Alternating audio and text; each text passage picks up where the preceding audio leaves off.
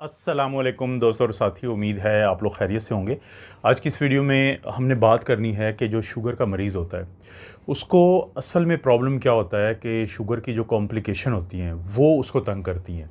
Sugar खून के अंदर ग्लूकोज ज़्यादा रहता है। अब मरीज़ ने चेक की वो ज़्यादा है, तो किस बात की घबराहट होती है, क्योंकि उसको उसके ज़हन में आती है कि शुगर का मरीज़ जो है उसके ज़ख्म नहीं ठीक होते। शुगर का मरीज़ जो है उसकी टांगें जो हैं वो सुन्न रहती हैं। शुगर के मरीज़ के हाथों पाँव में ऐसे चूंटियाँ दिखती हैं।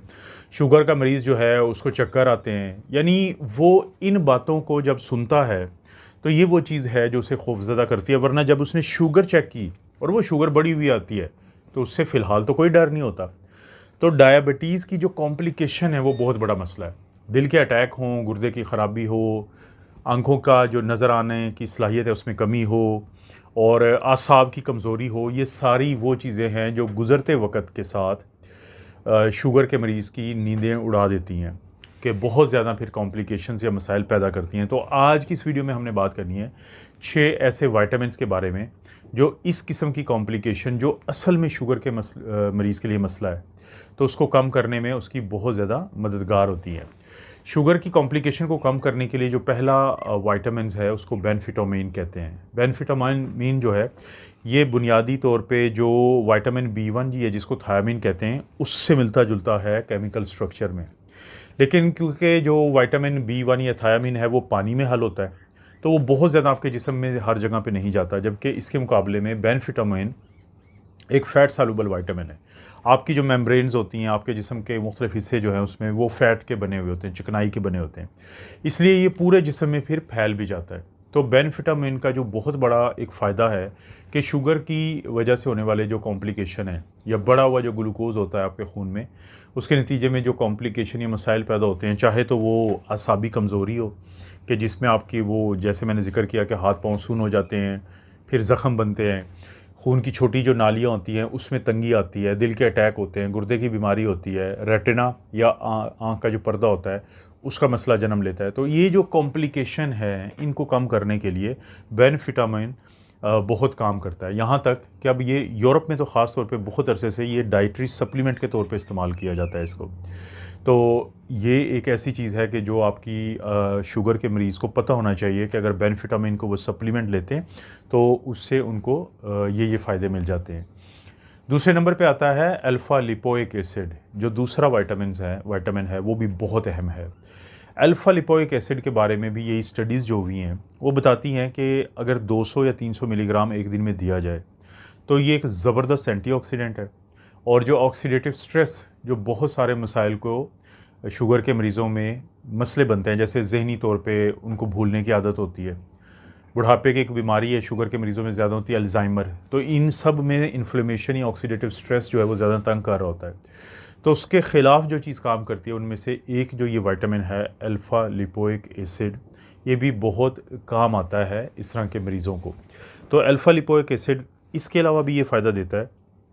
देखिए, एक न्यूरोपैथिक पेन होता है कि शुगर के मरीज़ों में दर्दें होती हैं, लेकिन वो दर्दों की दवाई से भी नहीं जाती।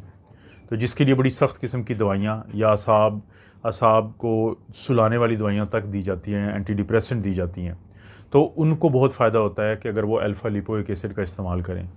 इसी तरह से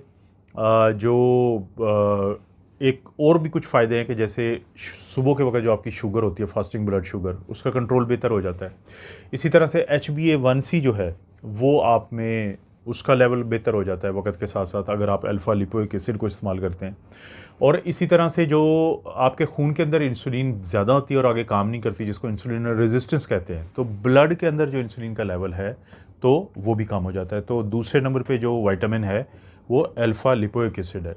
अब तीसरे और चौथे नंबर पे जो विटामिन है वो बी विटामिन की सीरीज़ है। विटामिन B6 जिसको पायरिडॉक्सिन कहते हैं, और विटामिन B12 जो कि कोबालामिन के नाम से आप बहुत मशहूर है ये। इन दोनों का जो ताल्लुक़ होता है, जैसे हमारी आसाब होती हैं उनके बाहर एक झिल्ली होती है, माइलिन शीथ होती है, तो वो जब टूट फूट का शिकार होती है तो इनकी कमी उसमें मसला कर रही होती है। तो अगर किसी को ये दिए जाते हैं तो ये कमी नहीं होती इन दोनों की, और जिसकी वजह से असाबी कमज़ोरी नहीं हो पाती। मसलन शुगर का मरीज़ मेटफॉर्मिन की गोली खाता है बहुत अरसे तक।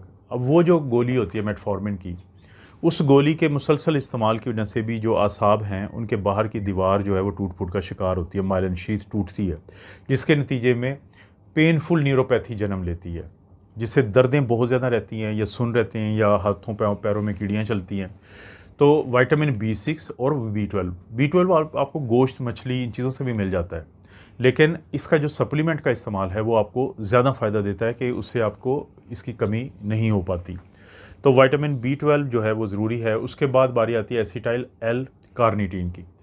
एसिटाइल एल कार्निटीन एक ज़बरदस्त एंटीऑक्सीडेंट है और ये आपकी जो ना सिर्फ ये कि जो नर्व्स हैं, पेरिफेरल नर्व्स, उनकी सेहत को बेहतर करता है, बल्कि इससे पहले बताए गए जो बाकी ये विटामिन्स हैं तो उनकी तरह आपकी जो न्यूरोपैथी है, जो असाबी कमज़ोरी के वजह से आपको देखें, आप जा रहे हैं, आपको शुगर नहीं है, आपको असाबी कमज़ोरी नहीं है, लेकिन आपका पाँव किसी जगह पे आया है, हल्का सा प्रेशर पड़ा है तो आप पाँव को पीछे खींच लेंगे, क्योंकि आपके असाब आपको सिग्नल भेजते हैं दिमाग को कि कोई चीज़ पड़ी है यहाँ पे। लेकिन वो लोग जिनको न्यूरोपैथी होती है, वो लोग जो शुगर के मरीज़ होते हैं और उनको ज़्यादा शुगर रहने की वजह से ये कॉम्प्लिकेशन आ जाती है, तो उनका कील के ऊपर भी पाँव आता है तो उन बेचारों को नहीं पता चलता और ज़ख़म हो जाता है। एक तो ज़ख़म हो गया न्यूरोपैथी की वजह से, न्यूरोपैथी की वजह से ही या इन मसाइल की वजह से खून की नालियों में तंगी होती है, तो खून भी नहीं पहुँच पाता, वाइट ब्लड सेल नहीं पहुँच पाते, तो वो ज़ख़म भी फिर वहाँ पे ख़राब ज़्यादा होता है, क्योंकि वहाँ पे शुगर ज़्यादा होती है ज़ाहिर है टिश्यूज़ के अंदर। तो ये जो चीज़ है आपको इस चीज़ से भी बचाती है। तो एसिटाइल एल कार्निटीन एक बेहतरीन चीज़ है। सबसे आखिर में छठे नंबर पे है विटामिन डी। सुनते आप रहते हैं कि आपको जो हड्डियों की मजबूती के लिए चाहिए है, कैल्शियम के साथ इसका ताल्लुक है और विटामिन के साथ इसका ताल्लुक है, लेकिन ये देखा गया है स्टडीज़ के में, यानी क्लिनिकल जो स्टडीज़ हुई हैं, कि जिन लोगों में विटामिन डी की कमी होती है तो उनमें शुगर की जो आगे कॉम्प्लिकेशन है वो ज़्यादा जन्म लेती हैं। तो इसलिए विटामिन डी को भी आप चाहे तो सूरज के सामने ज़्यादा देर रह के अपने आप को विटामिन डी की कमी पूरी कर सकते हैं, बेहतरीन ज़रिया है। वरना आपको विटामिन डी फोर्टिफाइड फूड मिलते हैं कि आप दूध दही के अंदर वो डाला होता है, तो और भी बहुत सारे ये जो ग्रीन लीफी वेजिटेबल्स हैं, सब्ज़ पत्तों वाली सब्ज़ियाँ, उनको अगर आप खाएंगे तो उससे भी आपको विटामिन डी मिल जाता है। तो दोस्तों ये जो 6 विटामिन्स हैं ये आपने याद रखने हैं। अगर कोई शुगर का मरीज़ आपकी फ़ैमिली में, आपके दोस्तों का जो हल्का होता है उनकी फ़ैमिली में कोई है, तो उनको बताएं कि अपने डॉक्टर से बात करें, एंडोक्राइनोलॉजिस्ट जिनको वो दिखाते हैं शुगर के कंट्रोल के लिए, और उनसे इनमें से जो विटामिन्स हैं जो वो समझते हैं मुनासिब कि आपके मरीज़ को मिलने चाहिए, तो उनको ज़रूर वो फिर मिले, उससे फ़ायदा होगा उनको। और ये सेफ़ हैं इनमें से तकरीबन सारे। आपको पता है दोस्तों, इस तरह की वीडियोस मैं बनाता रहता हूँ। वीडियो को लाइक करें, चैनल को सब्सक्राइब करें। कोई वीडियो अच्छी लगती है तो दोस्तों रिश्तेदारों से शेयर करने के लिए नीचे ऑप्शन है, उसको ज़रूर इस्तेमाल करें। आप अपना और अपनी फैमिली का ख्याल रखें। अल्लाह ताला आपको और आपकी फैमिली को हर किस्म की बुराई, बीमारी और आजमाइश से महफूज रखें।